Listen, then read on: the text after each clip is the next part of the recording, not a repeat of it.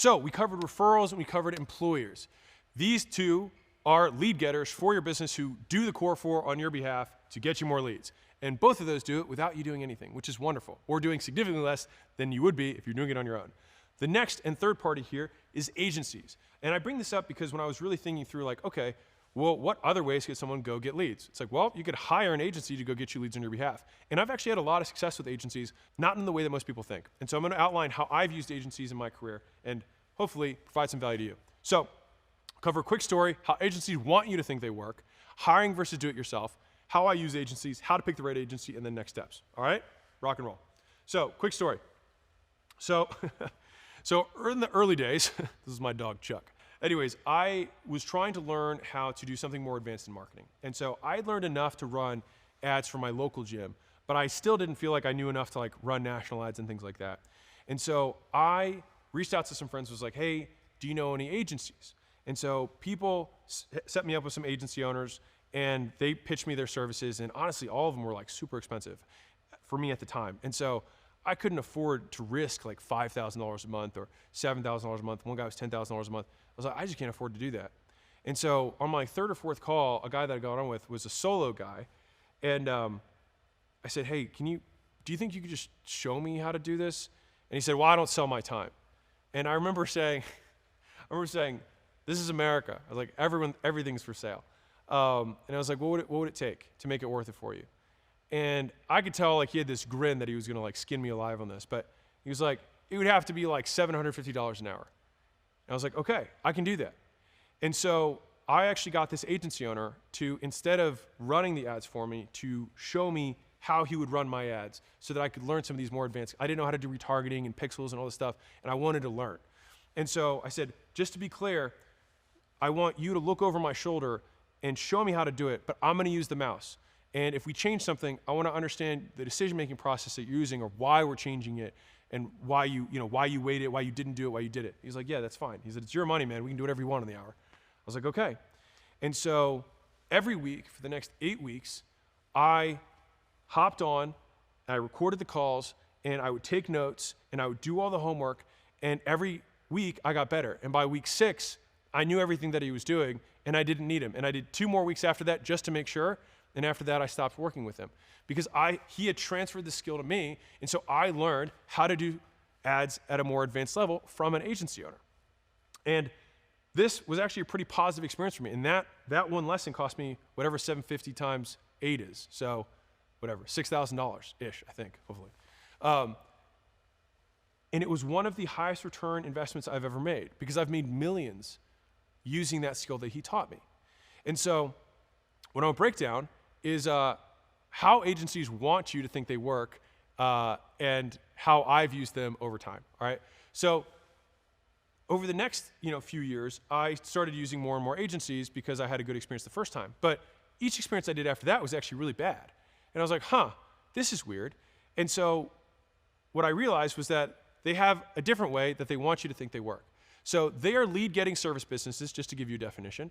You pay them to run ads, do outreach, or package and distribute content. That's what advertising agencies do, okay? And so typically, they will onboard you as a customer. You will get results because they put the best guy on your account.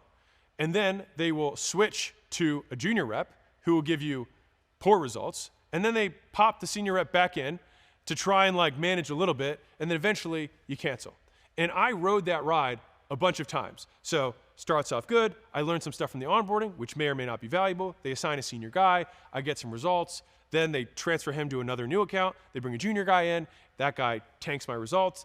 I say, hey, I want Johnny back. And then Johnny comes back, and he fixes a little bit, but he's still spread between that and the other account, so he doesn't pay full attention. And then eventually, I cancel, and I say, hey, you know what sounds fun? Signing up for another agency. And around we go. And I've done that ride a lot of times, and I want you to avoid it, okay?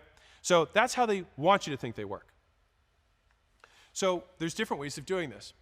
So you can, obviously, just not do an agency or do an agency. I recommend, if you have no money, that you're going to have to do it yourself, so you don't need to worry about it. But if you do have money, then an agency can be a viable route, but if you do it a different way. And so I'm going to show you how I use agencies today. So I use agencies when I want to learn a new method or a new platform. So if you recall from earlier, I said there are times you do new, right? In the beginning, you do new placements, and then there's new platforms, and then there's new methods. So I use agencies when I want to do something new. And I do that because the risk of me messing it up is super high. And oftentimes they know a lot of the basics that I don't know. And they can apply them or contextualize them to my business. So my learning curve's a lot faster. And because they're agencies, they usually want to generate results for me quickly. And they can speed up my speed to results more than I can on trial and error. And for me, the cost of that time is worth it. And so the action step, if you do have enough money, is that you can go and find a good agency and you can start poking around. And if you follow the rest of the steps in this chapter, you'll make it all back and then some. And the way I'm going to show you how to do it is very different than you've probably ever heard before. All right? So here's how I use agencies. So I get on the call and I like to set very clear expectations because once I thought back, I was like, why did that other thing work so well? It was because I set really clear expectations and I actually used the agency services in a different way than originally intended. And the reason that I like agencies as teachers is because they have to be good. A lot of the teachers in the world aren't actually that good at teaching because it's been so long since they've done it, right? But the agencies are usually good enough that they have enough people who ask them to do the stuff that they actually can teach the skill. And they're doing the stuff that's working right now because their whole business kind of depends on it. So in a lot of ways, they are better at doing it, but they just don't have the structure built for teaching. And that's where this offer comes in. And so this is what I say basically verbatim. I said, I want to do what you do in my business, but I don't know how. I'd like to work with you for 6 months so I can learn how you do it. Plus, I'll pay extra for you to break down why you make the decisions you do and the steps you take to make them. Then, after I get a good idea of how it all works, I'll start training my team on it. And once they can do it well enough, I'd like to change to a lower cost consulting agreement. This way you can still help us if we run into problems. Are you opposed to doing this? The thing is that if you set the expectation up front of what you want to do, and you're very clear about it, and you also offer to pay them more for the fact that it's inconvenient for them, then believe it or not, a lot of people will take you up on this offer. And if one person doesn't, another person will. And that has been my experience. And I've done this with virtually every vendor I've done since I discovered this. And so the action step for you is, if you do have the money and you do decide to use an agency, I would recommend using this service model rather than the traditional one, which is completely hands-off done for you. I would like them to do it with me because they're going to get results sooner. And then usually when that senior rep comes in or moves off to the other account, by the time that guy moves off the account, I should be good enough that I can actually start keeping those same results rather than having them plummet because I'll have learned the processes and thinking that they apply to my business. And so when you find an agency, set the terms with them and the deadlines for yourself. And I like the deadlines mostly for my own team internally, not for them, because it just gets us to drive them, because otherwise you get kind of lazy and dependent on them. And so I like to keep it in-house and say we have to get off by month 6. And to be very clear here, there will be a period where you're paying both your team and the agency at the same time. So you're paying extra. But in my opinion, I still think that the cost of ignorance, of not knowing how to do the new platform or the new method over a longer period of time outweighs the short-term cost of double pay. Again, this is how I use them because I have means. If you don't have means, then I think you just have to do it yourself in the beginning, all right? And I just want to say really clearly that feel okay with negotiating a bit to make this work. It's normal to negotiate, and if people don't want to do it, that's fine. You just ask somebody else. Not a big deal, okay? So yes, there is a place for agencies, because I know I'm going to get this question, and there's zillions of agencies and marketers who follow my stuff. So to be clear, I own equity in agency software, which is Allen, okay? So I'm not against agencies. I just share how I've had success with them. And there are massive companies that use huge ads agencies. Sure, of course there are. But they're not who I'm really writing this for, all right? For most people, spending $10,000, $50,000, $100,000 on an agency is a significant cost. So this is how I've gotten the best return from working with them. Also, some people never want to learn. And for those people, agencies are great. I personally always want to learn, which is why I use agencies this way. So if you're like, okay, I understand how they want you to work and why it doesn't work as well, how I can make the decision of doing it myself or hiring them to do it. And I understand that if I'm going to hire them to do it, I might want to consider using these terms if I want to learn and I want to bring it in-house eventually. And I understand that this is predominantly targeted for small to mid-sized business owners. Okay, great. So how do I pick the right agency? Glad you asked. So lots of agencies are going to say, pick me, right? And so here's my list of things that I look for in an agency. So number one is that I want somebody I know who got good results working with them. So word of mouth, ding, ding, ding, ring a bell. This is where it comes in again. So I say, hey, anybody know who's really good at insert, like Pinterest ads? If I want to learn Pinterest ads, that's what I, hey, do you know anybody who runs a lot of Hulu ads? And I ask my network. Some people will get back to me. And I'll be like, cool, great. Now I have a short list of people.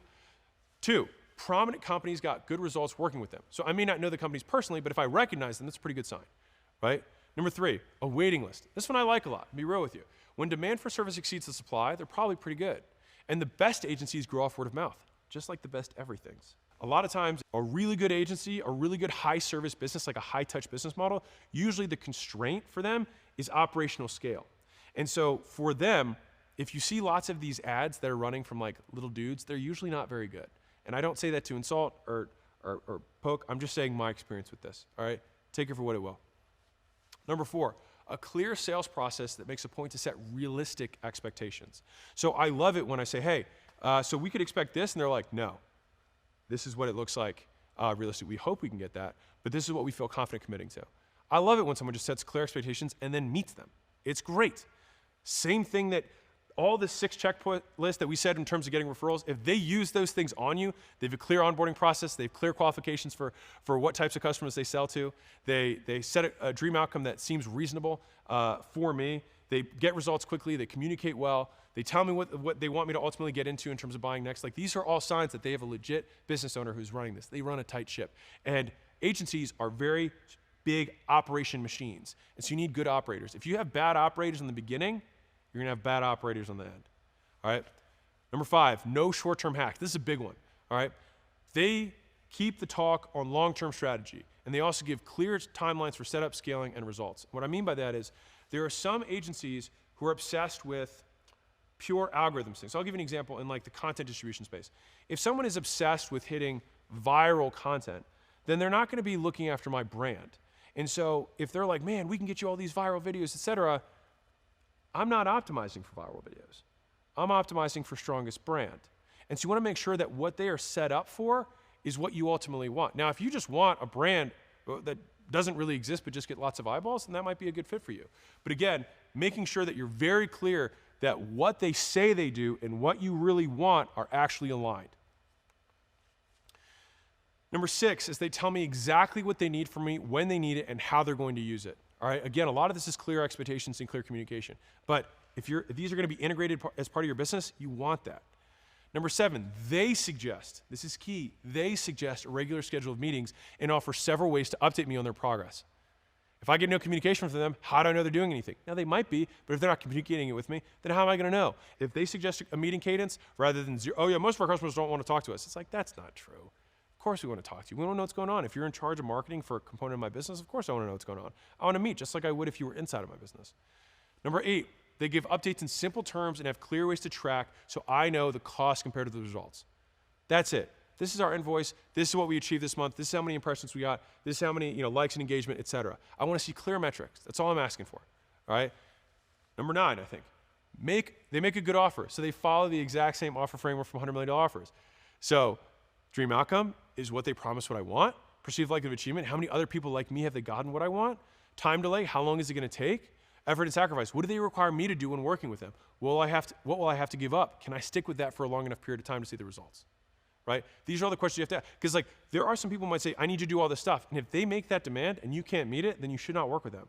Because both of you will be upset, and that's not good, right? And then finally, and this might be an interesting sticking one, they're expensive. All good agencies are expensive that I have found, but not all expensive agencies are good. So talk with as many as it takes and use this list to find the good ones. And if an agency checks those boxes, they're often worth considering. So here's a little pro tip for you. Talk to more agencies to become a better customer. So being an informed customer helps everyone. So before you buy, get informed. Talk to 5 or 10 agencies, learn how they work. At first, you'll learn a bunch of new stuff, but over time, the difference between the better ones and the worst ones will become really obvious. Now you can make an informed decision. And if the agency doesn't meet my needs, but I like the people, I'll ask them to refer me to another agency. And that's a really key point. There are sometimes I find an agency that I really like, but they just don't do something that I really want. Those are some of the best referrals. As I say, is there anyone who's as good as you at this over here? And oftentimes they're like, I've got a buddy Dan who'll take care of you and he's really solid. I've gotten a lot of really good agency contacts from this. So good agency offering one specialty will send you to other good agencies who offer the thing you want. And those are some of my favorite referrals. So here's the action step. Even if an agency agrees to your terms, talk with a few more before you make a decision. Compare them using the checklist above, and then pick the one that works best for you. And realize none of them are going to be perfect, but you will be better off than you were if you did nothing, often on a much faster timeline. Which for me, I trade money to pay down my ignorance tax as fast as possible so I can learn these new platforms, learn these new methods as fast as I can. And I think you should too. Next steps.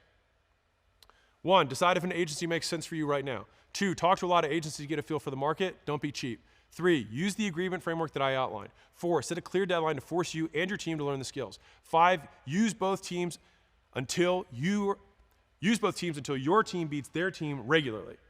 And then 6, switch the discounted consulting until you feel like you're teaching them instead of them teaching you. And then once you feel like you've surpassed them, then cut them loose.